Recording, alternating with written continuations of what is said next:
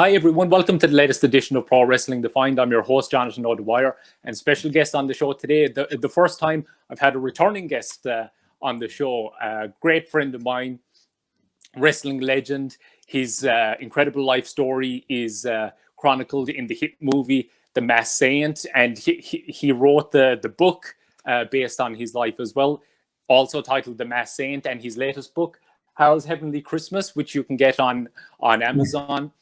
Another hit book, author, wrestler, real-life vigilante, the baddest saint in the planet. My good friend Chris Whaley, the Masked Saint. How are you doing today, my man? Man, if I was any better, I'd have to wipe some of it off. That's great to hear, man. That's great to hear. How's life been on your end since we talked last? I know the book has been published since then. How's everything been with you? It's going good.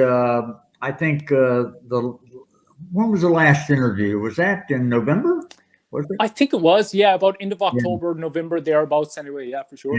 Yeah. We were taking care of my mom. My mom passed away in January, so December and January were kind of difficult months.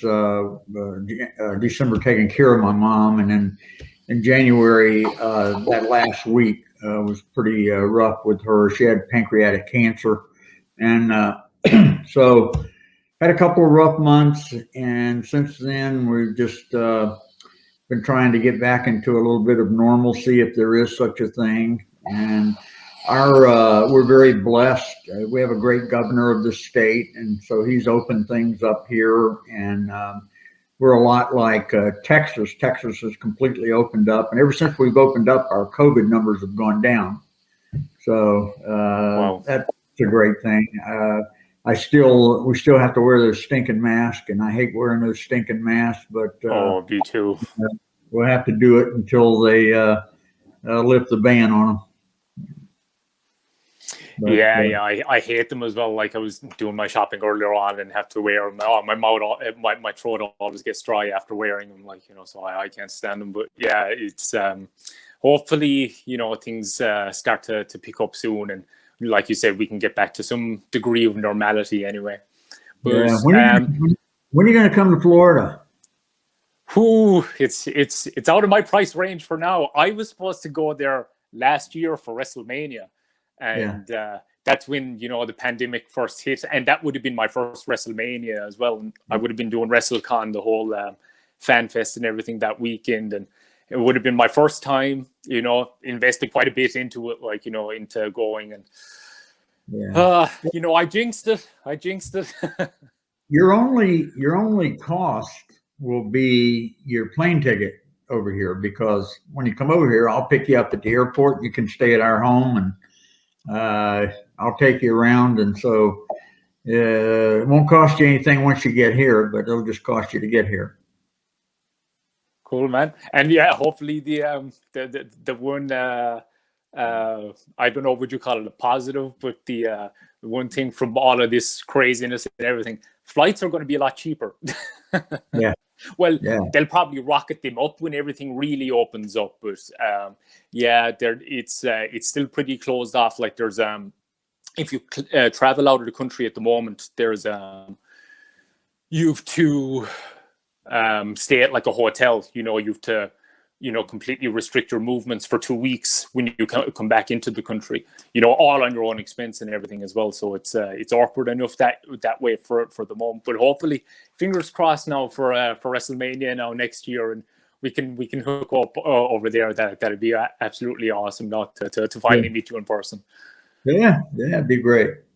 Yeah. But let's get into the book. I mean, like the Masked Saint book was a big hit, and you followed it up this Christmas with a great Christmas book, Harold's Heavenly Christmas. How was that whole process writing that, and was that kind of therapeutic in a way, dealing with the stuff you were dealing with in your life during the time? How kind of that must have been a nice kind of distraction to have that project going at the same time. Yeah. Yeah, I started writing it a long time ago. How many people write a book and then have that book made into a full-length feature film? Not very many. And so, I have been writing A Masked Saint 2, but I took a break from that because I had this idea for a Christmas story. My wife and I, we've been married 46 years. And we love, I don't know if you have them in Ireland, but there's a station over here called Hallmark. And they start showing Christmas movies at the end of October, and they show Christmas movies all the way to the first week of January. I mean, just 24-hour Christmas movies. And so I got the idea. I said, what would have the most probability of being made into a movie? And I thought, a great Christmas story, Hallmark, but you never know. So I wrote the book, and I have, matter of fact, the same producer for The Masked Saint ran into these people who are very big at producing Hallmark movies. The wife has written the screenplay for about 20 of them. And they're in Los Angeles. So he started talking to them, and they became interested in the book. And so they got the book and they read it, and they really like it. And so right now, it's probably about a 75% probability that Harold's Heavenly Christmas is going to be made into a Hallmark Christmas movie. So I'm pretty excited about that. Matter of fact, I talked to the producer today, and they're still working on some things to present to Hallmark. So it's looking pretty good. And then I finished my third book, which is called Mr. President. It's about there's a sleazy comedian, and then there's a young kid who is a great athlete. The comedian grows up, and he's still a comedian, but the young athlete grows up, and he becomes the world heavyweight wrestling champion. And so the comedian gets him to be his vice presidential candidate, and the comedian has a heart attack, and it makes the professional wrestler the president, and then he puts all of his wrestling buddies in his cabinet. And it's a great book, and I finished it and just working on getting it published now. But I tell you, between me and you, it's made for The Rock. It's made for him. Oh, wow.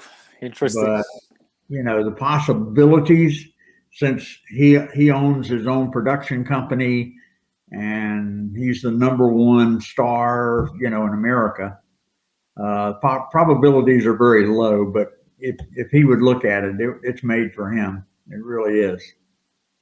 But the book turned out great. Matter of fact, if you give me your email address, I'll send you the manuscript and let you read it if you want to. Oh, wow. Yeah, that'd be awesome, man. That'd be absolutely awesome. Thanks. Yeah. Just give me your email.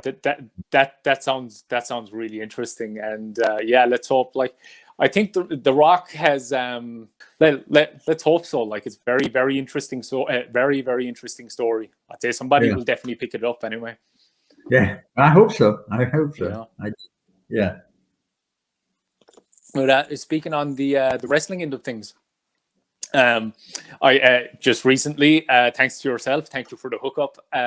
Just had Salomon Grundy, Tim Hagood on the podcast recently. Wow, what an awesome character.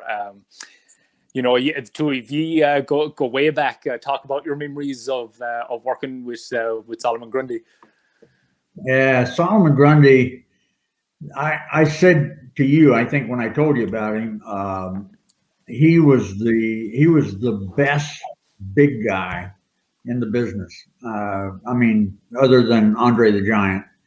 But he could, he was 400. When I was with him, he was like 465 pounds. I know he got up over 500, but 465 pounds, he could do a drop kick, hit you right in the chest, He'd do bumps off the ropes, but he was a crazy guy, funny guy to be around. We worked in Jackson, Mississippi one night, and after the matches, we were hungry, so we went to a restaurant that was across the highway from the War Memorial Coliseum. And so we're eating, and I got up to go to the soup bar, and this real ugly woman. I mean, I'm sorry, but she was really ugly. And she came up to me and she said, "Are you the Saint?" And I said, "How would you know that?" And she said, "Well, I saw you come in with Salomon Grundy, and I was me and my family were at the matches, and she said, I'd really love to meet him. He's so cute." And I said, Give me a few minutes. Give me a few minutes. I said, "Let us eat." I said, "But, a little bit later, come over to the table and I'll introduce you."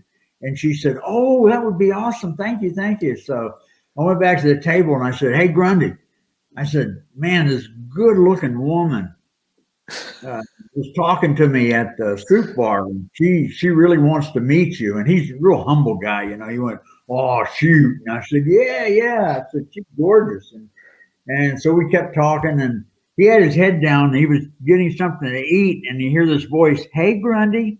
And he put his fork down, he smiled a little bit, he looked up. When he looked up, and then he looked at me and he said, Is this her?" And I said, "Yeah, it is." And she leaned over, she said, "You're so cute." And she grabbed his cheek, and he said, "Are you married? Are you married?" And I said, "No," but he was just talking about how he wants. And he said, "If you don't shut up, I'm going to kill you." It was great. I had to help him get out of there because that woman, she had the desires for him and really wanted him, but she was ugly as a ghost. I mean, it was pretty bad. But anyway, he was just a lot of fun to travel with. He snored like an elephant, man. I mean. And because we roomed together, and he snored so loud, the curtains would literally come out, and go back. He was really good.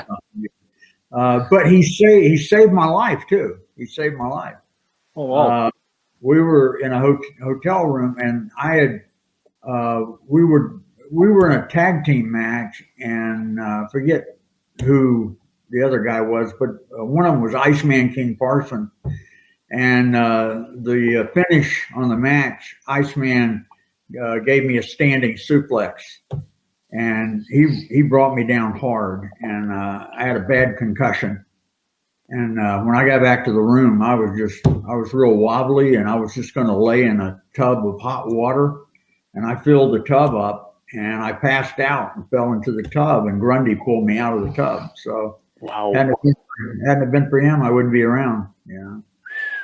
Yeah, he's a great guy, though. Really is. Gosh, that's crazy. Yeah, he's an awesome guy, and you actually shared a really funny, interesting story on Facebook. That's how we kind of got hooked up with him for the interview and everything. Can you tell that here? That's quite a funny one.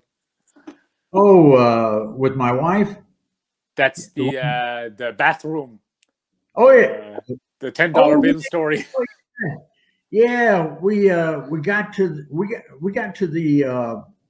the arena early, and so we went ahead and went in, and I mean there was nobody there, and Grundy said, "Hey man, I gotta take a crap real bad," and so he goes in the bathroom, and it's like 20 minutes, he's still in there. So I went in and I said, "Hey, Grundy, you okay?" He said, "Man, I've been calling for you." And I said, "What's wrong?" He said, "There ain't no toilet paper in here." He said, "Go find me some toilet paper." So I looked in all the stalls. There was no toilet paper. I went over to the women's bathroom, and there was no toilet paper. And I couldn't find it. And the only person there was security people, And so I went back in and I said, "Grundy, there's no toilet paper, man." And so he took his wallet out and he was looking for $1 bills. And he said, "Hey, Whaley, you got change for a 10?" So So he Oh man. had to use $1 bills to wipe his butt. And so that was the most expensive crap in history, I think. Yeah. Oh, that's just classic. That's brilliant. Yeah. Oh, it was great, man. That was a great time. Yeah. Oh yeah, oh, he's such a character, such a character. Yeah. But some of the other guys you worked with at the time, you mentioned earlier on, you worked with Adrian Adonis back in the day. He was a hell of a worker as well. Talk about your memories of working with Adrian. Yeah, well, they weren't good because Oh wow. there were, there was a whole, a move in wrestling. It was called a flying veal, where you put your arm underneath the guy and you kind of 1, 2, 3, and you throw him up in the air and you come down and boom on your back. Yeah. But he was a big fat slob, but he was also very strong, and he didn't give me time to get set, and he just threw me, and when he threw me, I landed right on the tip of my shoulder and had a massive separation in my shoulder. So it wasn't a good memory with him, but anyway, he was. I heard some. He got payback. He did. Dan Spivey, man. I think tough guy. Broke his jaw really bad one time, and really? Yeah. What goes around comes around. It does. Yeah, you always get a receipt in the business, don't you? One way or the other.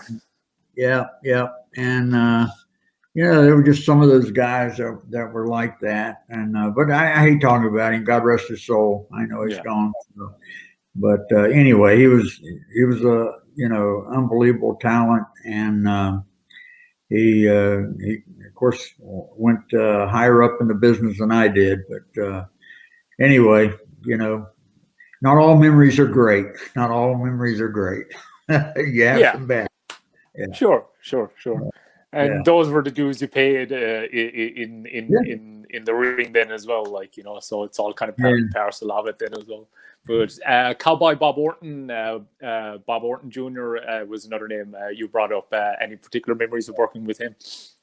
Yeah, I always tell people, when people talk about being old and they see Randy Orton, and I say, hey, I wrestled Randy Orton's dad.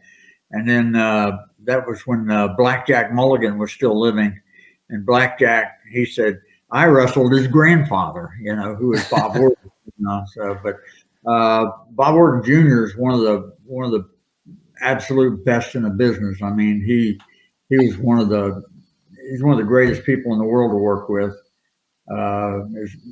You would work with him every night if you could. He was just a great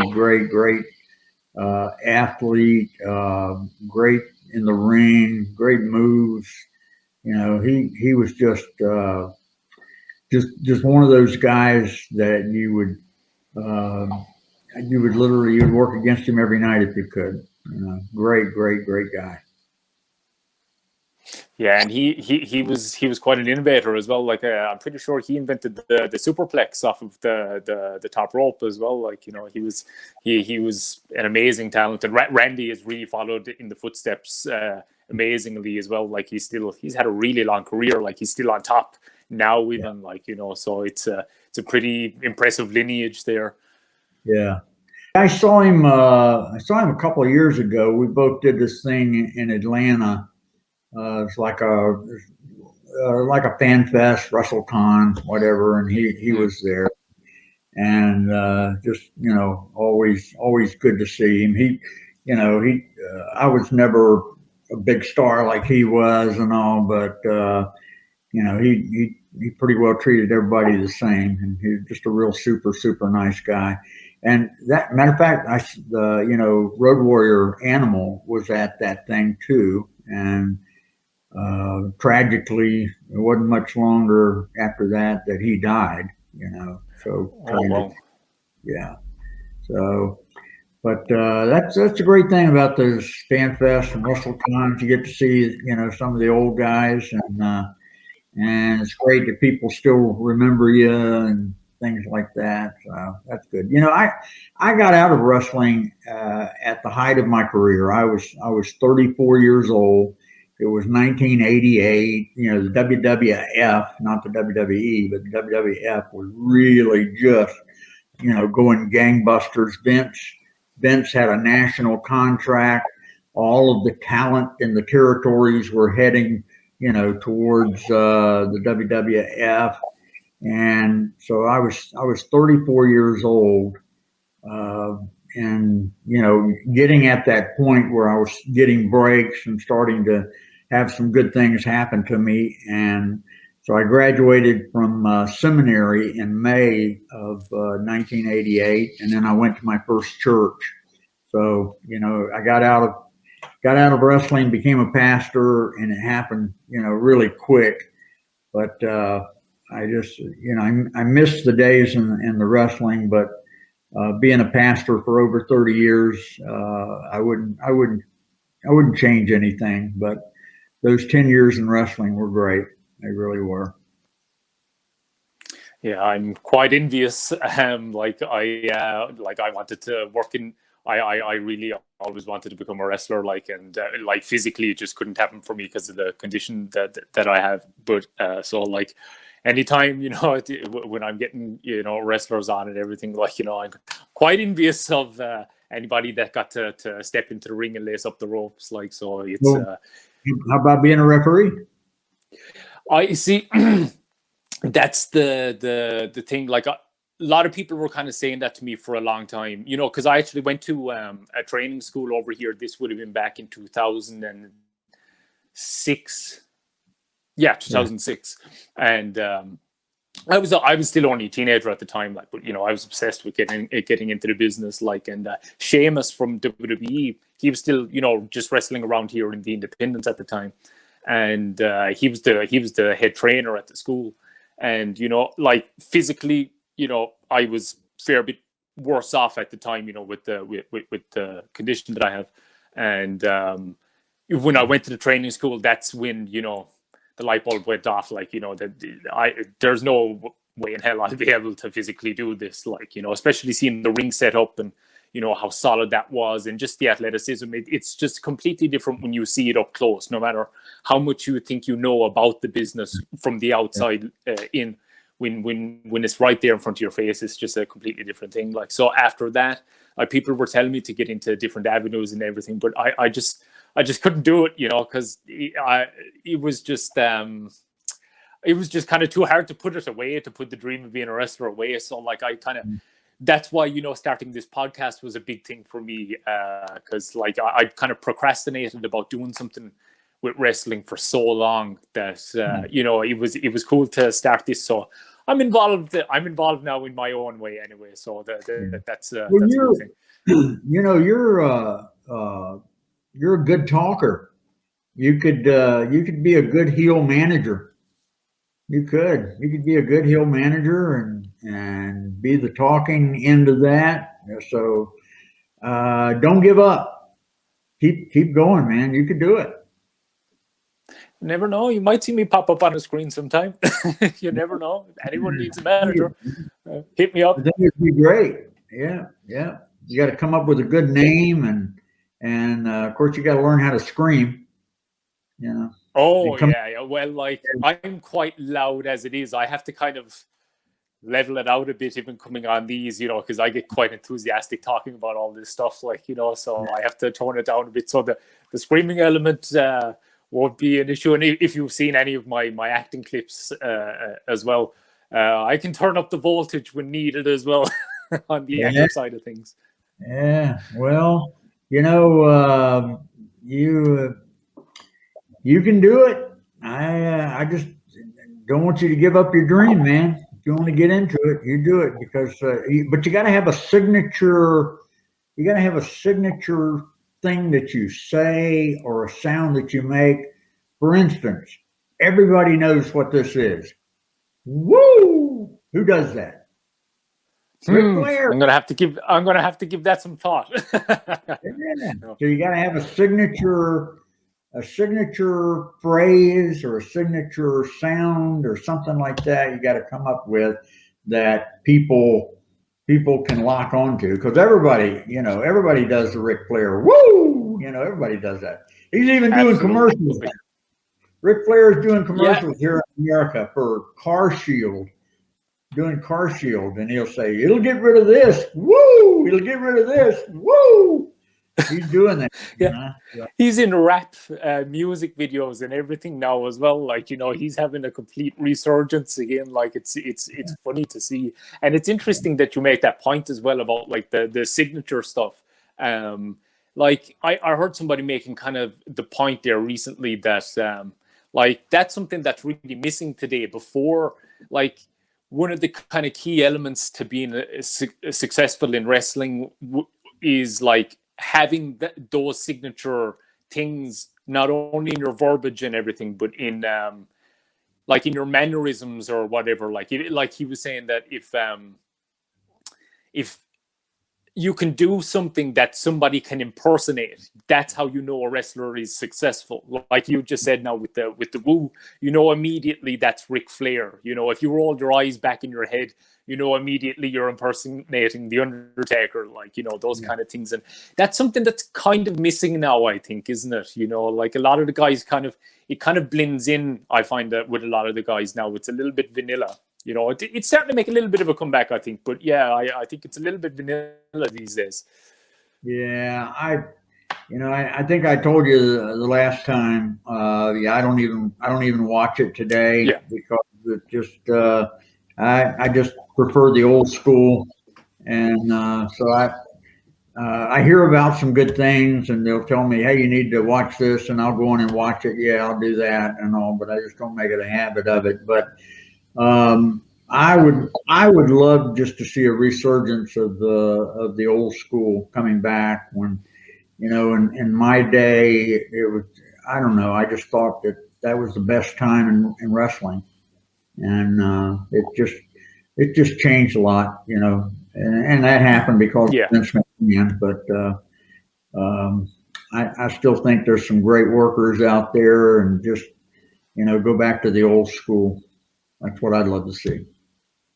Absolutely, yeah, and there is, like, Drew McIntyre is a very good talent. You know, he has some good old school tendencies to him. Roman Reigns, you know, he has that whole Samoan lineage as well. So like Randy Orton is still great. There's that's kind of where I am with it now, where I can kind of sift through some of the nonsense that is on it, and, you know, there can be a fair bit of nonsense, but if I can get, you know, a good actual match, if I can get a good you know, old school style wrestling match, you know, that kind of keeps me happy, you know. So it's starting to move in, you know, a good direction. There's always going to be the really kind of over the top showbiz elements to it with WWE, with the direction Vince is taking it in. But I think there is some old school, a lot of old school starting to creep in. A lot of people are craving it, like, I think. Yeah. Hey, I did watch a match one night when WWE was on. I think it was Raw. Randy Orton worked the match, and I did watch his match. It was great.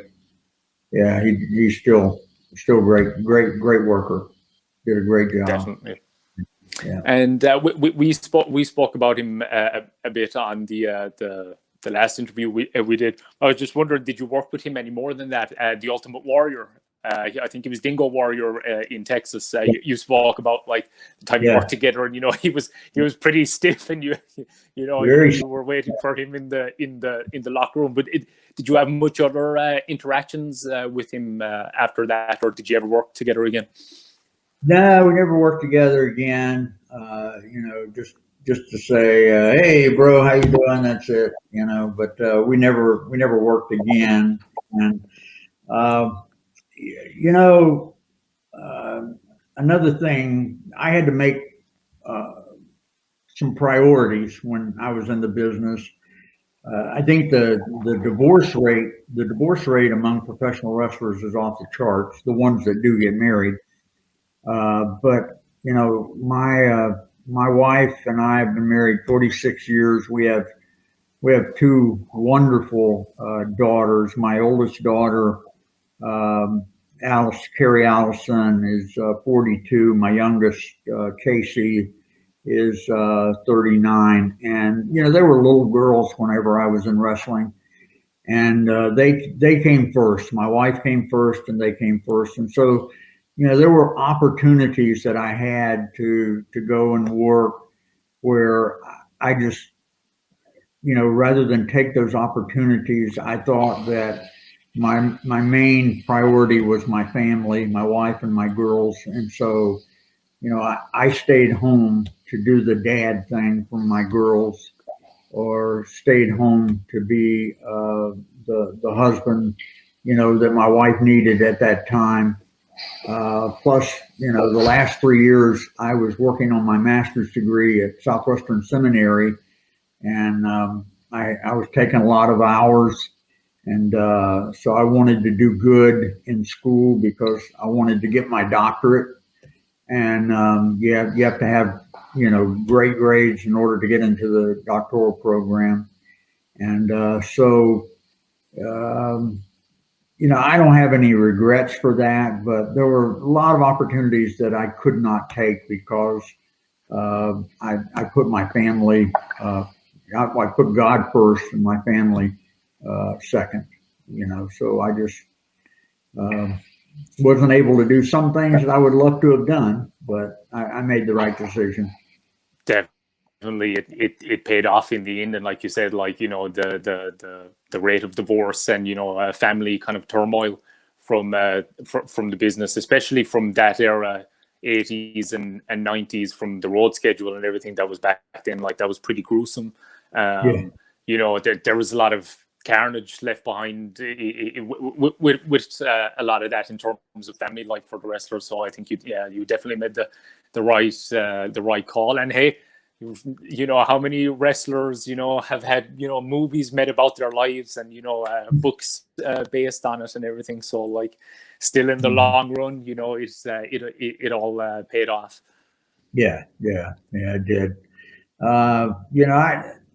Some of my biggest regret before I went to seminary, we were living in our dream home. I was making more money than I'd ever made in my life.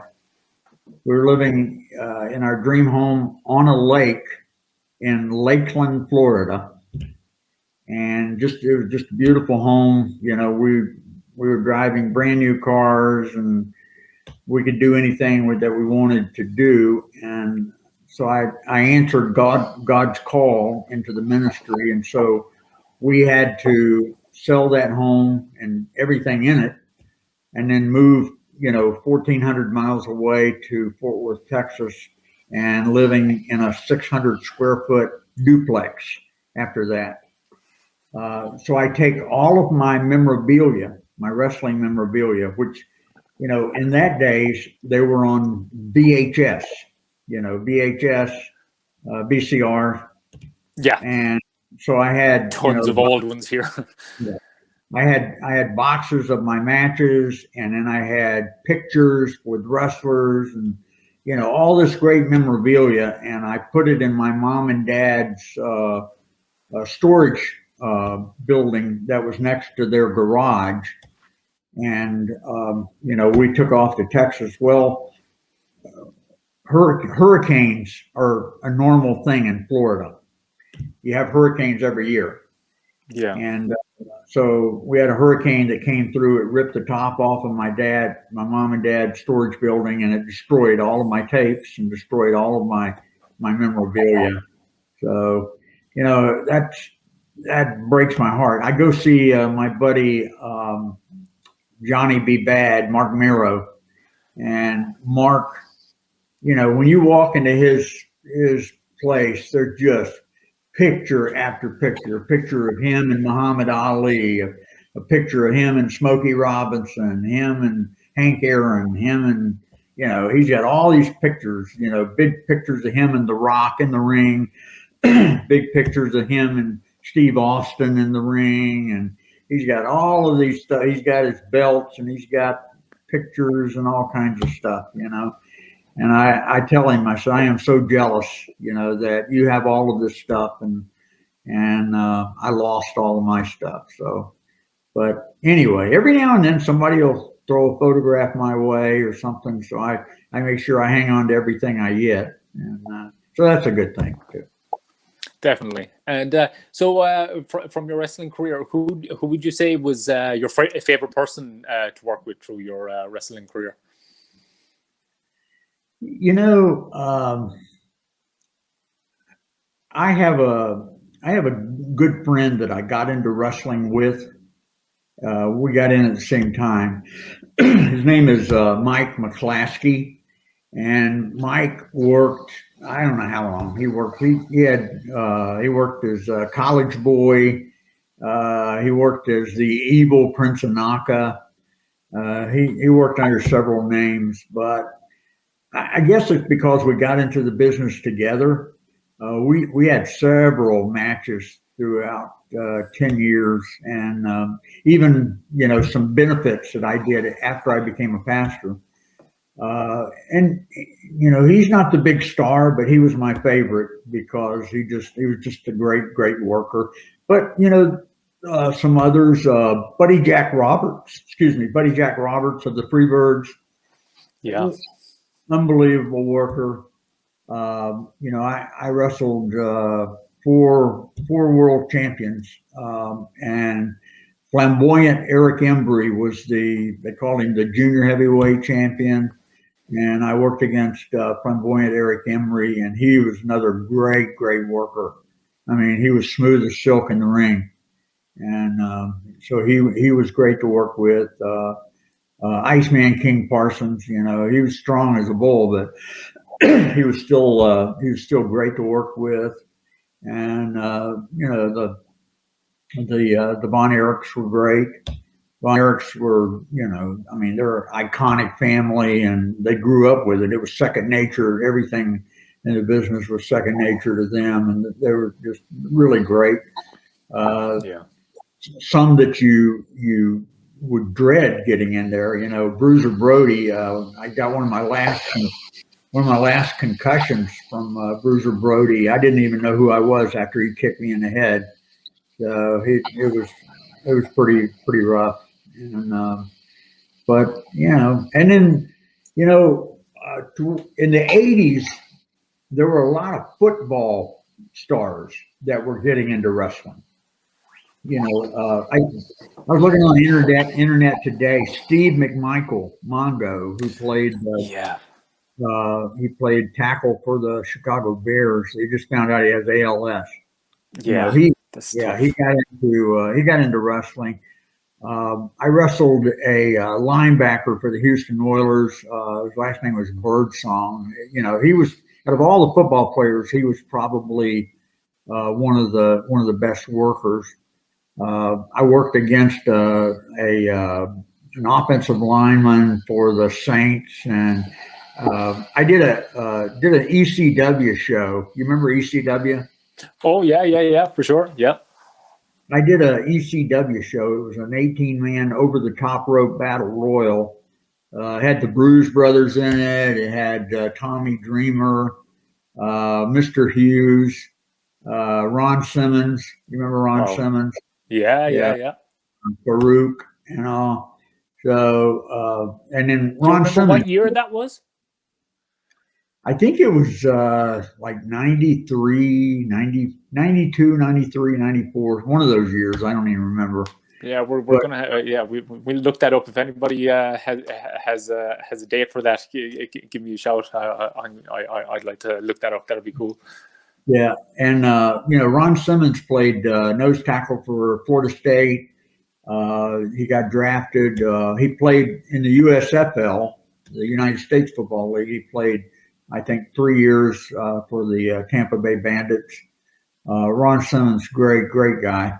But one night I showed up to work, and this is the way it was in the old days. You show up, who am I working against? And it's that's another thing. People say, "Oh, that stuff's all choreographed. It's all choreographed." I didn't even know who I was working against a lot of times when I got there. How do you choreograph a match when you learn your business and you can go out and do whatever you want. But anyway, I got to the place. I asked the promoter. I said, "Who am I working against?" And he pointed to this big black kid that was over in the dressing room putting his boots on.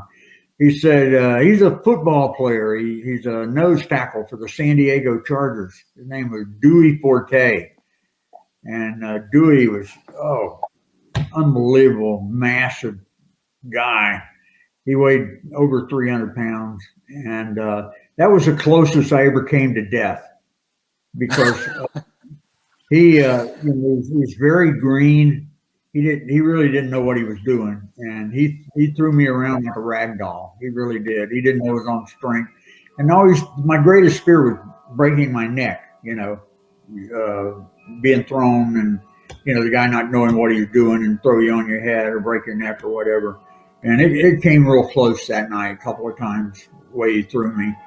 And so the next night when I showed up and he was there, I told the promoter, I said, I don't know who's working against Dewey, but it ain't going to be me.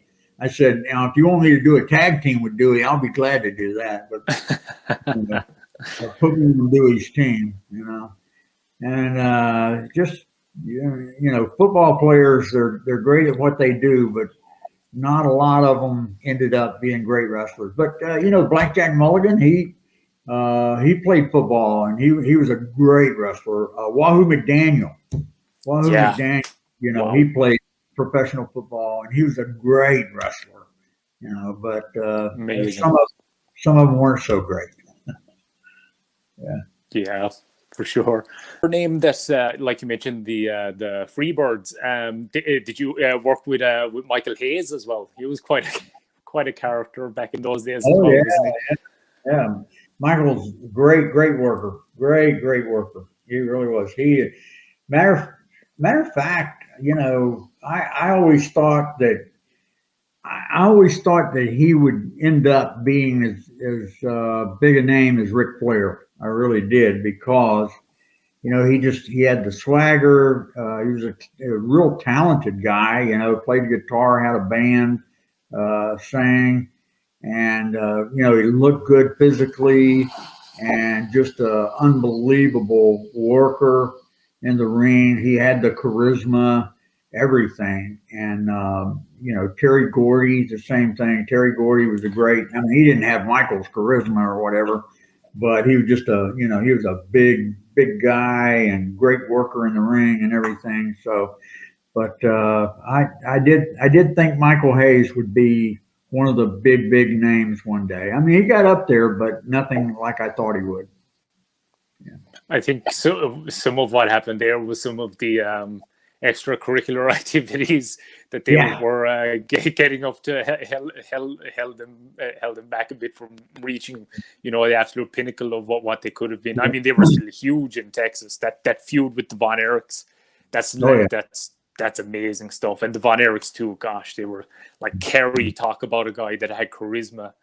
Yeah. I think like some of the other brothers, I think were better workers, but I think Kerry, he had a charisma that was just absolutely huge. Yeah. He did. That must have been incredible to be around at the time, working in world class, the whole atmosphere around the Von Erichs. Oh yeah. They were bigger. They were bigger than life in Dallas. I mean, the Cowboys were the biggest pro team in Texas, but I think right under that was the Von Erichs. I mean, everybody knew who the Von Erichs were, and everybody loved them, especially the girls.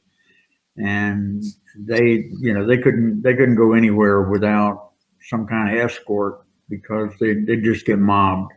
Yeah. Yeah, it's absolutely sad to like some of the. Sorry, I never had that problem. I wouldn't either if I got into business. Yeah. But just before we sign off, is there a match actually that sticks out as your favorite, or one of your favorites throughout your time in the wrestling business? Yeah, the match with Iceman King Parsons, really, because he was, I think he was the first black world heavyweight champion. Oh wow!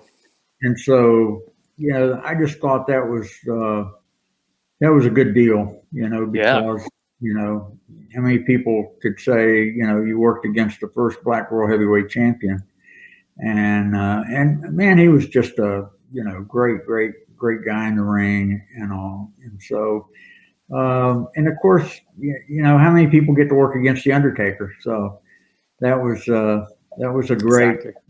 that was a great match too. And, I'm so thrilled that I got to work against him. And that story is laid out in the book, The Max Saint, which you can Yeah, actually bring it down here for anybody that wants to see it. The Max yeah, Saint, available on Amazon, or you can get in touch with Chris himself. If you want the signed copy, get in touch with me and I'll put you in touch with Chris. yeah, If you want, yeah, the story of the match with the Undertaker, it's quite a good story as well, and like lots of other stuff. It's a hell of a yeah, read. So I recommend people definitely get that on Amazon, or if you want a signed copy, get in touch with us and we'll hook you up. yeah. Hey, I want you to meet my wife, okay? Oh yeah, absolutely, definitely. Thanks. Yeah, she's coming in. She's been out in the yard working and all, but she's still beautiful. This is my wife Verna. Hello. Hello. How are you We've been doing? married, Good. married for a long time. She's put up with a lot of crap. Well, you're still standing strong, so that's Yep. the main thing. Yeah, Oh, it's lovely to meet you. Yeah, you've a good man, a very good man with you. So He's pretty good. He's a yeah. good guy. Thankfully, both my girls look like her. Thank God. Yeah, that's great. that's great. But Thanks for all yeah, you do. sorry. Thanks for all you do. Thank you, and thanks so much for coming on with me again, Chris. It's been absolutely awesome talking to you, and you're a great friend, and I really appreciate you coming on, and just thank you for everything that you do, man. All right. God bless you, man. You take care. Lord bless you. God bless you too, man. Take care. See you. Bye. Thank you for tuning into Pro Wrestling Defined on YouTube. Please like the video if you enjoyed it, and subscribe to the YouTube channel to keep up with all future content.